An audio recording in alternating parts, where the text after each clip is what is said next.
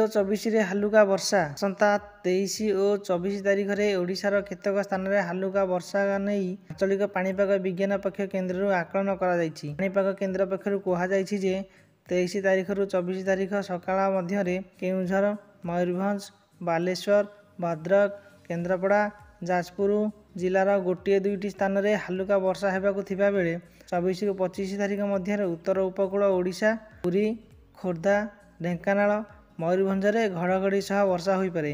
ଆସନ୍ତା 2 ଦିନ ମଧ୍ୟରେ ଉପକୂଳ ଓ କେନ୍ଦ୍ରୀୟ ଓଡ଼ିଶାର 14ଟି ଜିଲ୍ଲାରେ ଘନ କୁହୁଡ଼ି ହେବାକୁ ଥିବାରୁ ସ୍ୱତନ୍ତ୍ର ରିଲିଫ୍ କମିଶନରଙ୍କ ପକ୍ଷରୁ ସତର୍କ ସୂଚନା ଜାରି କରାଯାଇଛି।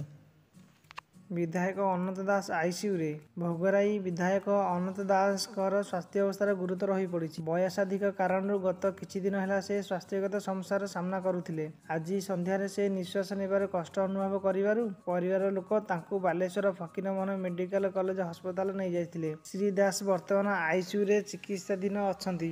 2 ଜଣ ବରିଷ୍ଠ ଡାକ୍ତର ଚିକିତ୍ସା କରୁଥିବା ଜିଲ୍ଲା ମୁଖ୍ୟ ଚିକିତ୍ସାଧିକାରୀ ଡାକ୍ତର ଦୁଲାଲ ଜୈନ ଜଗଦେବ ସୂଚନା ଦେଇଛନ୍ତି।